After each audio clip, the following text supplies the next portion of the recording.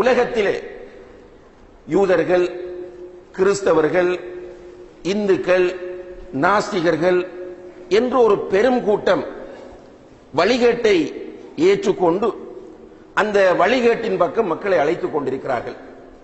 இதிலே குறிப்பாக சில இடங்களுக்கு நீங்கள் போய் பார்த்தால் சில முஸ்லீம்கள் வறுமையாக வாழக்கூடிய பகுதிகளிலே கிறிஸ்தவ மதத்தை தேர்வு செய்து வழிகட்டு போவதை பார்க்கிறோம்.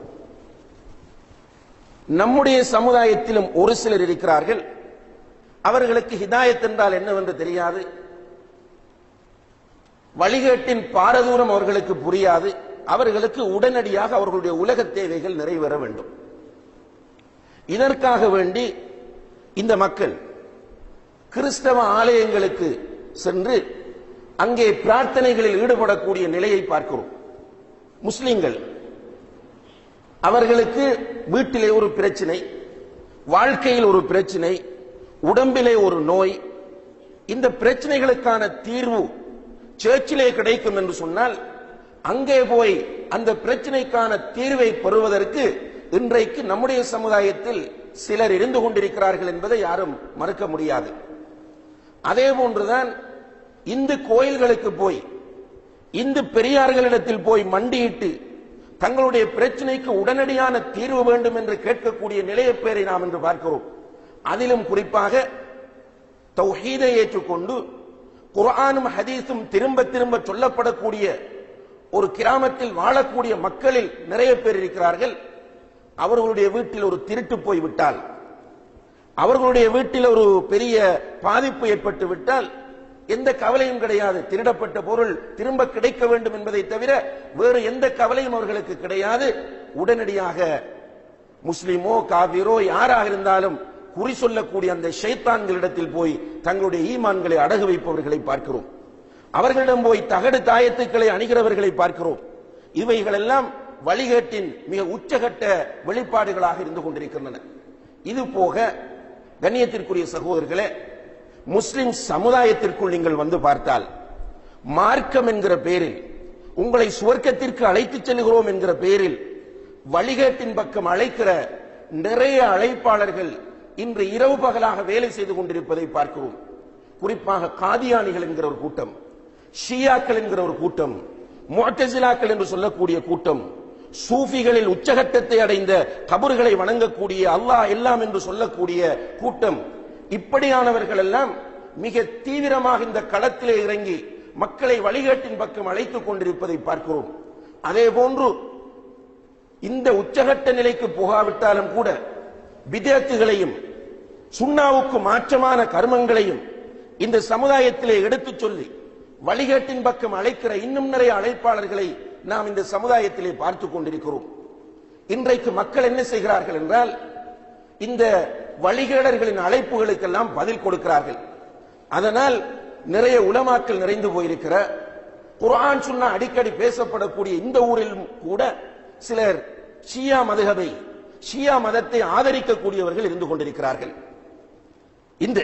இந்த சமுதாயத்தில் நம்முடைய நாட்டில் காதியானிகளை ஆதரிக்கக்கூடியவர்கள் இருந்து கொண்டிருக்கிறார்கள்.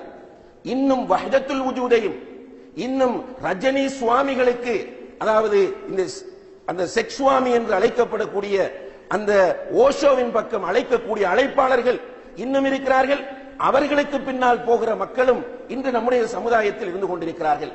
அவர்கள் வெளியிலே சமூக கட்டுப்பாட்டுக்காக வேண்டி சில விஷயங்களை வெளிப்படையாக காட்டாமல் விட்டாலும் கூட அவர்கள் ரகசியமாக கூடுவதும் குர்ஆன் சுன்னாவுடைய கொள்கைகளை எதிர்ப்பதும் விமர்சனம் செய்வதுமாக இன்று இளைஞர்களை வழிகெடுத்துக் கொண்டிருக்கிறார்கள்.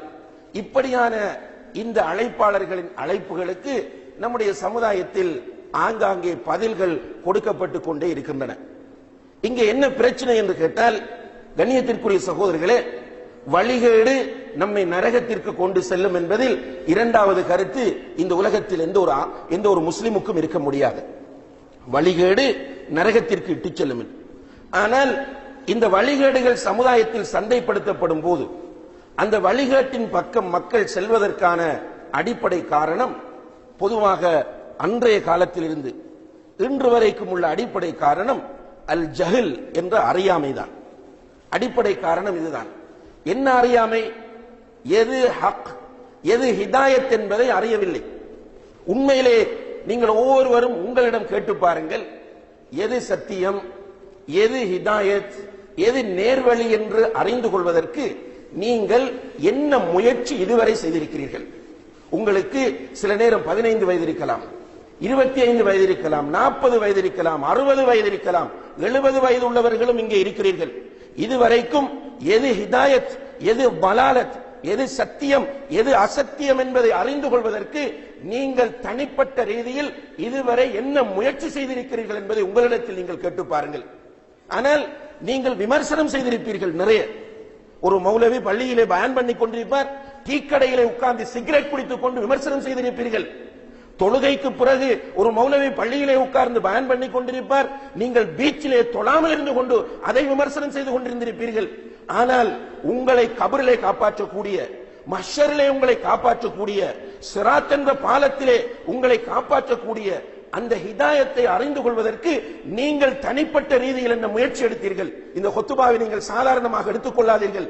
இது ஒரு இகாமத்துல் ஹுஜ்ஜா, உங்களுக்கு எதிராக செய்யப்படுகிற ஒரு அத்தாட்சி. இது நாளை மறுமையிலே இந்த ஹுத்பா உங்கள் அனைவருக்கும் எதிராக வரும்.